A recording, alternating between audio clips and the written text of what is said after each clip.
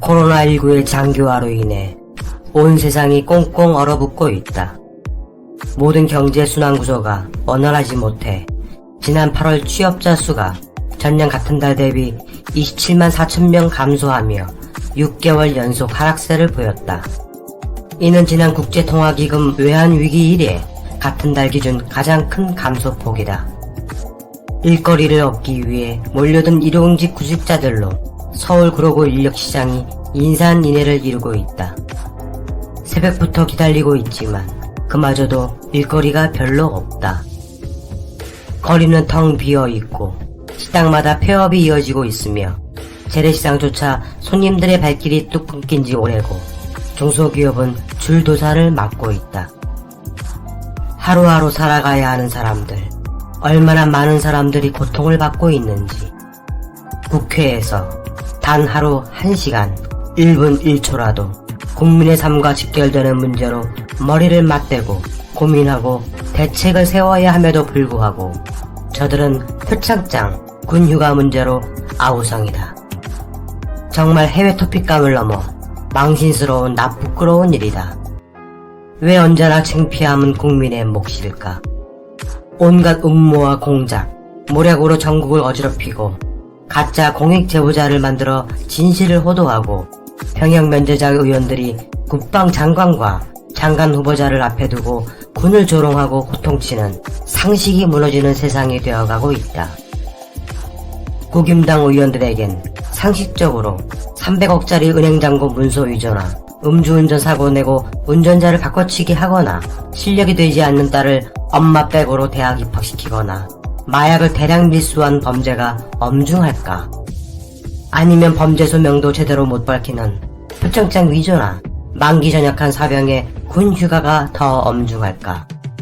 그래서 저들은 대한민국을 구겨버리는 국임당인 것인가? 추미애 법무부 장관 아들 특혜 휴가라 제보한 최초 증언자인 당시 사병이었던 현동환은 제보자를 가장한 공작가담 범죄자인 것으로 드러나고 있다.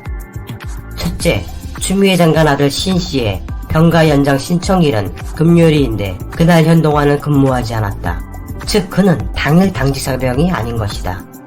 그런데 마치 언론은 그가 추 장관 아들이 복귀 휴가 병가 연장을 한 당일 당직 사병인 것처럼 호도하여 연일 보도하고 있다.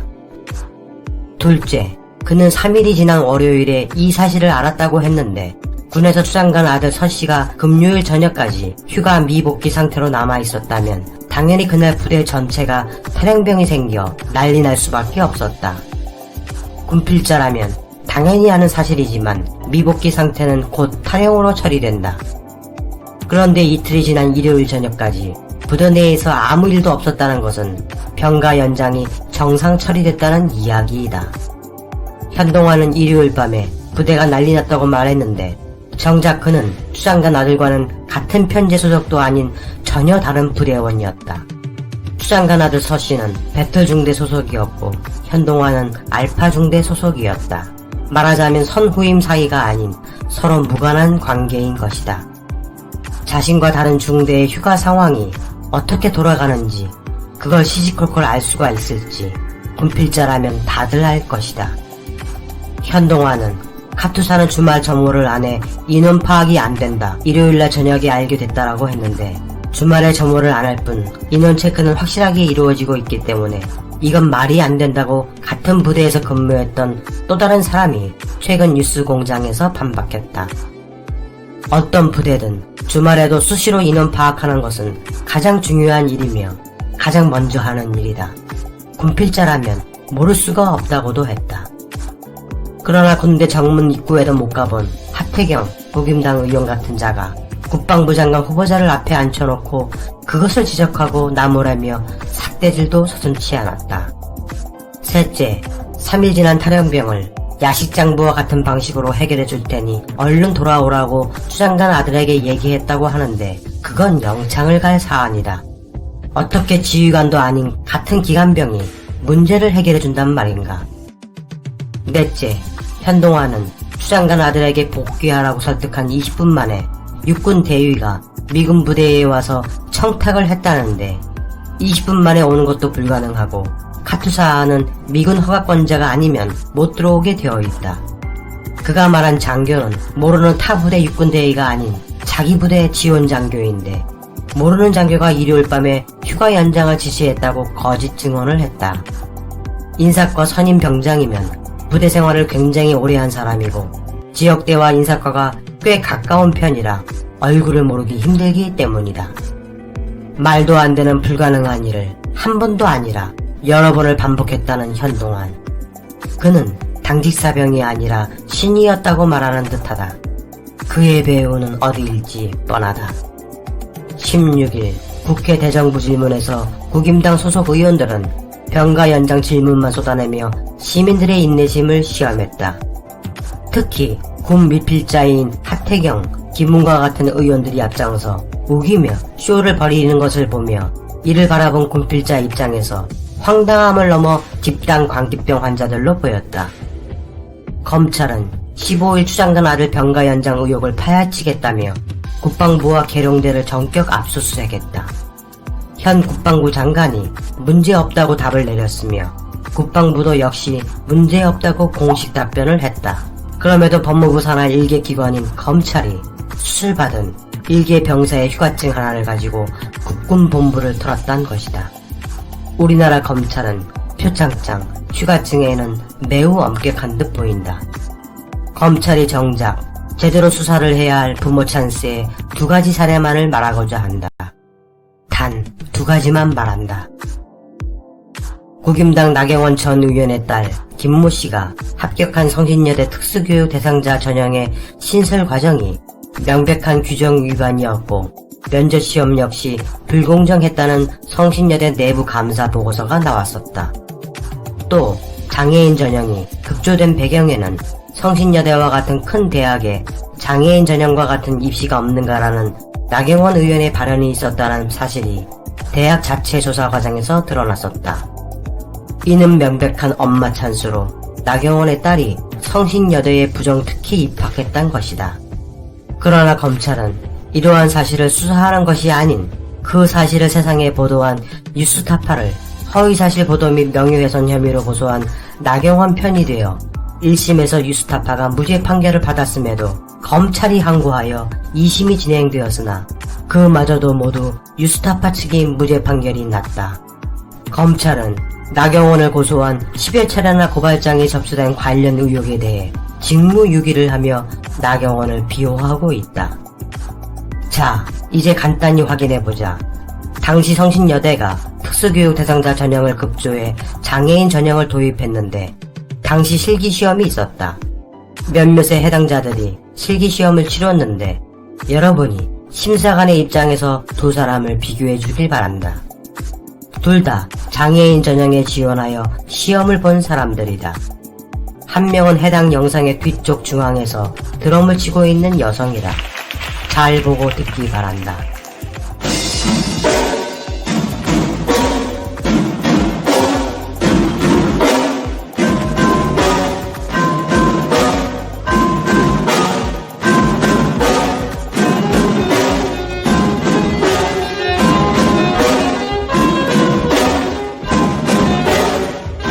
자, 그 다음은 피아노를 치는 여성이다.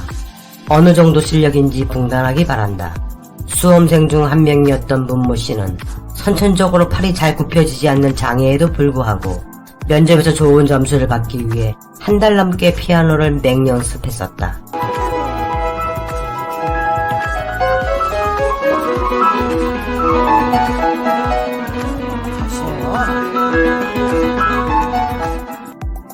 영상과 같이 2사람은 성신여대 장애인 전형에 도전했고 한 사람은 합격했으며 한 사람은 낙방했다. 여러분이 만약 심사관이었다 해도 드럼을 친 여성을 합격시킬 수 있겠는가? 문제는 해당 전형인 특수교육 대상자의 전형이 나경원의 딸이 시험을 볼 시기에 맞춰 부랴부랴 급조되어 만들어졌다는 점이다. 게다가 감사위원회는 장애인 전형을 신설한 과정이 행정적 절차를 무시한 명백한 규정 위반이라는 결론을 내렸다. 자신의 딸을 대학에 입학시키기 위해 있지도 않았던 장애인 전형을 만들어내게 하고 정작 실력 있는 수험생은 탈락시키고 자신의 딸을 합격시킨 어마어마한 권력과 힘을 가진 이것이 진정한 엄마 찬스인 것이다. 그리고 국임당의 장제원 의원의 아들인 래퍼 로엘로 활동 중인 장영준은 만 20세의 나이에 벤츠라는 수입 외제차를 몰고 다녔다. 아직 젊은 나이에 꽤 많은 수입이 있나 보다. 그러지 않고서야 저 나이에 벤츠를 몰고 다니는 사람이 몇이나 될까. 여하간 그는 지난해 9월 7일 새벽 서울 마포구의 광흥창역 인근에서 술에 취한 채 운전을 하다 앞서가던 오토바이를 들이받았다. 당시 장영준의 혈중 알코올 농도는 0.13%로 면허 취소 수준을 크게 넘겼다. 이 사고로 오토바이 운전자가 부상을 입었다. 장영준은 제한속도 60km인 도로에서 만취 상태로 시속 100km로 달려 도로에 불꽃이 튀어오를 정도로 사고를 냈다. 장영준은 사고 당시 자기가 운전하지 않았다 주장했고 뒤늦게 현장에 나타난 다른 사람이 내가 운전을 했다고 밝혀 대신 체포됐기도 했다. 죄질이 아주 나쁜 것이다. 게다가 장영준은 사고 직후 차량 블랙박스를 가져갔다가 뒤늦게 경찰에 제출한 사실이 확인돼 범행을 은폐하려 했던 것 아니냐는 의혹도 받았다. 사고 후 집으로 돌아갔던 장영준은 몇 시간 뒤 자신의 엄마와 변호인을 대동하고 경찰서를 찾아 자신이 음주운전을 했다 털어놨으며 이어진 경찰 조사에서 제3자에게 대신 운전했다고 말해달라고 부탁한 사실도 시인했었다. 일단 장영준의 엄마는 피해자에게 합의를 시도했다. 음주운전 사고는 합의를 해도 엄연한 범죄 행위이다. 문제는 그의 엄마가 치료비 명목으로 거액의 합의금을 줄 테니 덮어달라고 했다는 것이다. 합의 종용은 지속적으로 해왔으며 사건을 덮으려는 시도였다. 경찰은 조사를 통해 장영준에게 음주운전, 범인도피 교사, 특가법상 위험운전치상 등의 혐의를 적용해 사건 발생 20일 만에야 검찰에 송치했다. 20일 만에 사건을 받아든 검찰은 이것을 또 넉 달가량 깔고 앉았다. 혹자들은 이 사건을 3초 사건이라고 하는데 3초 사건은 검찰이 재판에 넘길지를 결정하지 못한 채 석 달을 넘긴 사건을 뜻하는 검찰 내 은어이다. 통상적 음주운전 사건으로 볼 때 이례적으로 수사가 길어져 여러 뒷말이 나오기도 했다. 이미 피해자 측 변호인이 혐의를 대부분 시인한다고 밝혔고 피해자 측과도 합의까지 마친 사안이었기 때문이다. 하지만 그때마다 검찰은 아직 수사 중이다. 즉 더 수사할 게 남아있다고 밝혔다. 공교롭게도 검찰이 장영준을 기소한 시점은 이 사건을 수사한 서울서부지검장이 교체된 직후다. 검찰 고위직 인사가 난 다음 날 곧바로 기소를 한 것이다. 검찰이 사건을 그냥 갖고 있다가 검사장 인사가 난 후 직후에 재판에 넘긴 것이다. 문제는 이뿐만이 아니다. 특정 범죄 가중처벌 등에 관한 법률 위반, 도주치상은 가장 무거운 범죄 유형으로 우리나라 법은 평가하고 있다. 초범이라고 해도 바로 자유형에 해당하는 실형을 선고하여 수용시설에 가둘 정도로 중차대한 범죄이다. 그러나 장영준은 도로교통법 위반, 범인도피 교사, 보험사기 방지특별법 위반 등 혐의로 총 4건에 해당하는 엄청난 죄를 지었음에도 불구하고 불구속으로 재판을 받았다. 그냥 편하게 집에서 재판을 받은 것이다. 게다가 1심 서울서부지법 형사 11단독 권경선 판사는 지난 6월 2일 장영준을 징역 1년 6개월에 집행유예 2년을 선고하고 40시간의 준법 운전 강의 수강을 명령했다. 검찰도 앞선 결심 공판에서 징역 1년 6개월을 구형했었다. 그렇게 장영준은 구속도 안 되고 아무런 인신상 제재도 없이 자유로운 몸이 되었다. 문제는 대략 이런 사안이면 검찰의 구형이 더 세고 크다. 그러면 판사가 검사의 구형보다 낮게 형량을 판결하는 경우가 대부분인데 어쩌면 검사의 구형과 판사의 판결이 1년 6개월로 똑같단 말인가. 집행유예로 풀어준 것도 모자라 1년 6개월인 이유는 다음과 같다. 대한민국 병역법 시행령상 1년 6개월 이상의 징역 또는 금고형을 받으면 5급 전시 근로역으로 편성된다. 5급은 현역 입대와 예비군 면제 대상이다. 즉 군대를 안 가도 되는 면제자가 되는 것이다. 참으로 대단한 백인 듯 싶다. 음주운전을 넘어 4가지에 해당하는 중죄를 짓고도 인신구속은커녕 자유로운 몸으로 재판을 받고 또 집행유예로 법적으로도 풀려나고 게다가 군대까지 면제받는 정말 기가 막히고 코가 막히는 아빠 찬스인 듯 싶다. 그런데 정말 기절초풍할 일은 검찰의 1심 판결에 대해 항소하지 않고 포기했단 것이다. 즉 이걸로 끝이란 말이다. 이런 막대한 범죄를 저지른 범죄자를 그냥 1심으로 끝내버리고 장영준은 군 면제까지 받게 해주는 일을 검찰이 군 면제 서비스까지 해주는 나라, 그런 쓰레기들이 지배하는 나라를 만들고 있다. 대한민국 엄빠